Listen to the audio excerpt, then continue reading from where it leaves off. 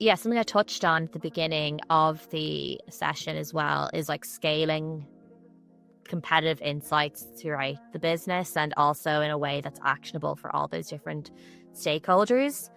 This is something I'm still figuring out how to do well. Every stakeholder requires like a different zoom level of information and will be focused on something else, and it can be really hard to try to please everyone and to give everyone the level of information that they want, especially because oftentimes the product teams, they're going to want like really specific in the weeds, like maybe analysis of UI, whereas execs might want something that's more focused on kind of maybe commercial information or like how much of a commercial threat they are, versus, you know, marketers who want something completely different as well. So again, it's like trying to keep everyone happy and with the competitive intel that you're providing and making sure it's as actionable for those folks, I would say is a big challenge as a one-man band essentially.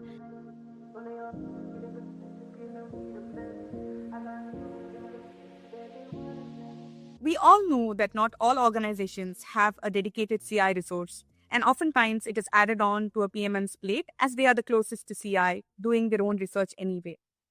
We have Kelly Farrell, PMM at Intercom, joining us for this episode. Quick introduction about Kelly. She's not just a PMM at Intercom. She is an award-winning full-stack product marketer working at Intercom, of course, the leading AI customer service solution. She has also worked as a PMM at LinkedIn and Flow Health in her earlier stints. Her marketing experience spans across working in online advertising, B2B SaaS, and B2B subscription businesses in both global and regional roles in large, multinational, highly matrixed organizations, rapidly growing scale-ups and startups. Not only that, Kelly has also won multiple accolades. In 2020, she was recognized as the Product Marketing Newcomer of the Year by the Product Marketing Alliance, the largest network of product marketers globally. In 2019, she was recognized in the Drum's list of top 50 brand marketers, a celebration of the most promising up-and-coming marketers working brand side globally. In this episode, we will not only be exploring how Kelly handles competitive intel as a PMM, but also get a nuanced take on how she has used competitive intelligence in both B2B and B2C businesses and contexts. Once again, excited to have you on the show, Kelly, and let's jump right in. Great. Thanks for the really warm introduction. Really excited to be here. My first question to you is, as a PMM, how do you leverage competitive intelligence to influence and impact the work of the multiple stakeholders you work with? Yeah, great question. So, I primarily think of four stakeholders that as beneficiaries of competitive intelligence in my role: sellers and like the go-to-market function, product teams, the marketing teams, and our exec teams. So all of their requirements of competitive intelligence vary a little bit. So you, even though the information might be similar, the focus points that you're going to be delivering are going to vary depending on that audience. So it's really, you have to really think about a marketer when you're delivering competitive intelligence and really making it as relevant to what those people care about as much as possible. For example, for sellers, like they want to know about like the here and the now, like what a competitor is how a competitor is pitching today, how they're pricing today, and most importantly, like they want to understand, okay, what kind of value prop should I be leaning into? How are we differentiated? How am I going to use this information to potentially win business? Whereas for a product organization, they're likely to be going to want more future focused information, like where we think the product is potentially going, and you know how we might want to kind of get ahead of that in the future. And for marketing teams, like where they're most concerned with is like developing messaging and positioning and campaigns that really stand out. So they really want to understand similarly, okay, what are our competitors doing today? How can we like really stand out, especially like from a brand awareness perspective. So yeah, it's really a lot of the times you'll have the same information, but you'll just have to package it differently depending on who the stakeholder is. And that is one of the biggest challenges of the role, is like understanding, okay, what do each of these groups care about, and adjusting your delivery and how you package that content to them so it's going to be the most impactful. Thank you, Kelly. That was super useful and insightful. I love the way you had split it across four stakeholders: sellers and GTM folks, marketing, product, and then executives. Uh, and I also like the way you said, hey, there is a whole lot of information, but then it's about how you package it and then give them what they need. So, coming to the next question, because you are working in competitive intel and you're doing obviously splitting and slicing and dicing stuff to suit the needs of the stakeholders. As a PMM, there are other things you do, including positioning, messaging, and strategy and whatnot. So, how much time do you spend on competitive intelligence? It would be great if you could paint a picture for us in terms of sources, communication, stakeholder buy-in, and the like. Absolutely, no problem. So one thing I'm finding at the moment is that with every passing week, it feels like I'm spending more and more time on competitive intelligence, which is really cool. It's one of these things that there had been a bit of a competitive intelligence drought in my current company for a while, and when I started doing like doing more CI work, I found that the appetite for it was increasing. So it's sort of one of these situations where you become a victim of your own success a little bit. Because yeah, I guess people were very excited that they had all these resources and that someone was working on this. So yeah, since since I started spending more time on it, in the beginning of this year, it feels like more and more of my role has become centered around CI. So right now I would say like 80 to 90% of my time is spent on CI. And that's split across many different ways. So it could be everything from supporting on our tier one launches and making sure that on feeding into messaging and making sure that we are really landing on like something really differentiated compared to what other folks in our sphere are saying. Another piece would be like there's kind of I guess things you're doing all the time. So I'm in my CI tool every day, like going through the feed, making sure that like I haven't missed any big competitive moves.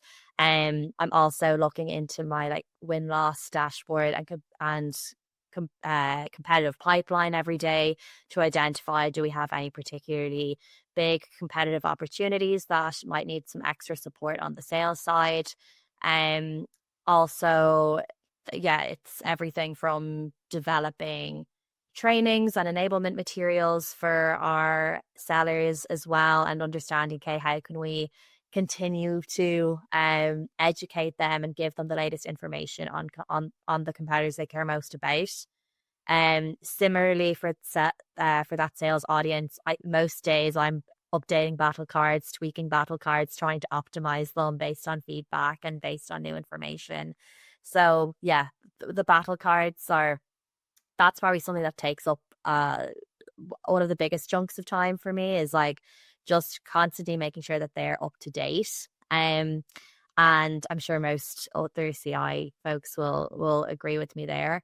And then, but the way that I think about it, because I am a product marketer who um does CI as opposed to a competitive intelligence manager or like so I think about my role um as a product marketer of like, okay, the competitive intelligence or competitors are my product. And like, I think about each competitor almost as like an individual product or feature that I'm supporting. So each of those I'm going to have to understand,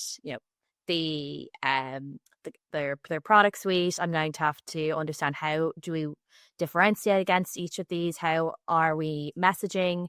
Like how are we talking about each of these competitors, and what's their sales enablement strategy for each of these competitors. So I really think about it and address it like a product marketer, and I kind of frame the role in my head that way. Because yeah, that's what I've known for so many years, and I am newer into this function. And it's also one of the best way of managing my time as someone who is like a sole who is a sole CI practitioner essentially. I loved your answer. I love the way you said, hey, I imagine every competitor as a product and then flip. Uh, I mean, it's almost like giving a paradigm shift to CI itself, right? Like as a product marketer, then what's the messaging? What's the USP? What are we saying? Or what's the difference? Lovely, great answer. And thanks a ton for elaborating on that. Moving on, uh, this is a question I've been waiting to ask you. And you have done, competitive intel for both B2B and B2C organizations.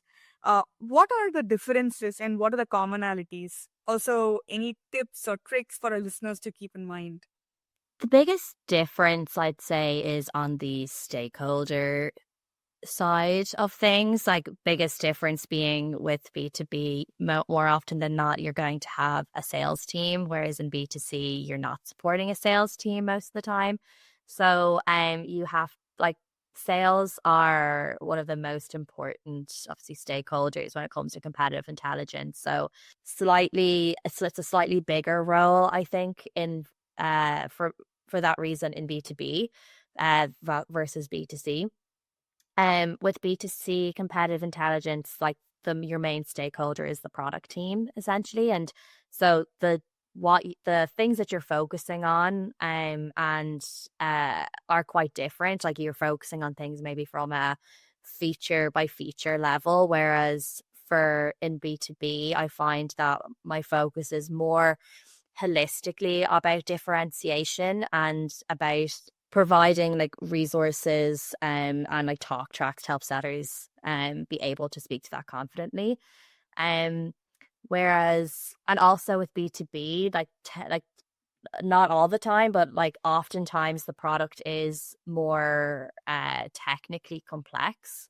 So the it's like I find that you have to focus on like quite technical features, but you're also focusing on things like um their overall go to market motion and their like like more holistic differentiators, like okay, what's their customer service like, what are their professional services like, whereas you're not really focusing on that kind of thing in B2C. I guess also in B2C, things are typically maybe like slightly faster moving, and you also could typically have a lot more competitors as well. Um, but that isn't always the case. Again, I think it's really on a case by case basis, but those would be my general observations from like seeing, I guess, like the kind of two different sides of the coin. Thank you for that. Moving on, I have one more question, which would help our listeners is what have been some of the challenges that you have faced as someone gathering and creative competitive intelligence, and how have you navigated through them? One of my biggest challenges would be the pace of and velocity of like the competitive environment that I'm in right now. Because businesses are not only like releasing AI products, but also using AI to build software. It means that just companies are shipping features at a rate like we've never seen before. So as a CI professional, like keeping on top of all of that, and I'm as a sole CI practitioner as well in my business, um it's making sure you're not missing any like core big moves is like is one of the biggest challenges. Luckily, I have loads of help and a really engaged sales and product team who help me to like crowdsource that information. Because my worst nightmare is being a bottleneck, for sure. But yeah, even still, I would say that just making sure that all of the content is consistently fresh up and up to date is a big challenge. Another challenge would probably be just like um making sure that your competitive intelligence is like reliable and as high fidelity as possible. You want to make sure that you're, especially with the sales teams that you're working with, that you're arming them with as accurate information as possible, because that's going to really impact their credibility and the trust that they're developing with their buyers. So I want to really make sure that everything that's down on the battle cards is like we're feeling confident that that is as accurate as possible, and that we're not going to get pushback. Um, so yeah, I would say that's another challenge. And then I think, yeah, something I touched on at the beginning of the session as well is like scaling competitive insights throughout the business, and also in a way that's actionable for all those different stakeholders. Um, this is something I'm still figuring out how to do well. But yeah, like I said, every stakeholder requires like a different zoom level of information and will be focused on something else, and it can be really hard to try to please everyone and to give everyone the level of information that they want, especially because oftentimes the product teams, they're going to want like really really specific in the weeds, like maybe analysis of UI, whereas execs might want something that's more focused on kind of maybe commercial information, or like how much of a commercial threat they are, versus marketers who want something completely different as well. So again, it's like trying to keep everyone happy and with the competitive intel that you're providing, and making sure it's as actionable for those folks. I would say is a big challenge as a one man band essentially. um but yeah, I mean, they're all challenges that I'm like really um looking forward to figuring out the right solution for. And like, all of the challenges that come with like positives as well. Like for example, on the speed one, it means that the job's never boring. And on the stakeholder communication side, it means that people are interested in what you're working on and what you have to say. So I try to just look at those positives and to use that to energize me to move through those challenges essentially. If you have any particular, super memorable instance of something you've done around competitive intel and it stands out for you, and it's something you would like to share with our with the folks who are listening, we would love to uh, you know listen to that story or stories. It's really rewarding, I suppose, when a hunch works out to be like accurate. Sometimes, like I said, like earlier, like you're trying to make sure all your competitive intelligence is as accurate as possible, and high fidelity. But like sometimes I think just because you're watching different competitors and you're watching the market, like you can start to develop a sort of um sense or like predictions for what someone might do next. And sometimes like that's not like based on anything super concrete.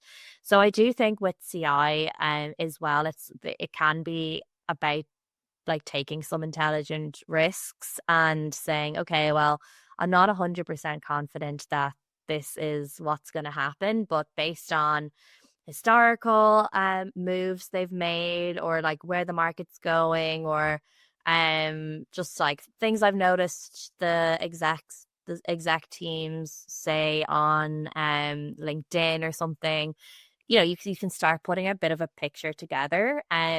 So recently I was able to say that I earlier this year I was working on a large launch, and I was running the competitive intelligence um arm of that launch, and I just had this feeling that one of our big competitors was going to announce something quite similar at an event that they were doing. And I again didn't really have a ton of data to back this up. It was just, again, like I said, piecing a few kind of disparate pieces of information together. Um, our launch date was initially slated to be after this event. And I was able to make the recommendation that I think that put we should announce this feature earlier to get ahead and to, be first to market with this new functionality. So it was, this meant this had like implications on our marketing teams, on our product teams, and lots of different functions internally. So I was quite anxious about it being in case they end up not announcing this feature, and then we had, rushed and we'd increased our pace and to try to get this feature and this announcement out the door quicker. Um, but we announced the feature early, and it meant we were like first to market with this feature. And it all were actually all my predictions were correct in that this competitor announced a similar feature a few weeks later. And yeah, we were delighted to have been able to get in there first. So, and it also just, helped us, I guess, with that like first mover advantage, and also just like being more associated with this product category. So yeah, I think that that's something that really stands out, and it's something that happened quite early in my time of like focusing solely on competitive. So it was something that was like quite exciting, and it definitely like inspired me to keep going down this path. So I will say that like it's what I would say to other people is like kind of trusting your instincts. And again, it's not going to work out all the time. Like I think that even if they hadn't announced that feature um at that event, it was still good that we were able to get this message out the door quicker than we had originally planned. So there was like very little downside to that. So again, I would just say it's like about taking those intelligent risks and trusting yourself that you're spending more time looking into these competitors and looking into the market than like anyone else in your business. So you do have that you should feel confident that you know what you're talking about, which can sometimes be a challenge when you're like giving this kind of advice and people are asking like, oh, well, what proof do you have about this, or why should we act on this? Yeah, I guess it's just about like weighing up like pros and cons and what the downstream implications are going to be for other teams and whether they're also willing to take that risk with you. Thanks a ton, Kelly, for joining and for answering our questions, spending time with us. Oh, thank you so much. I've really enjoyed it, and yeah, great questions. Thank you. Bye.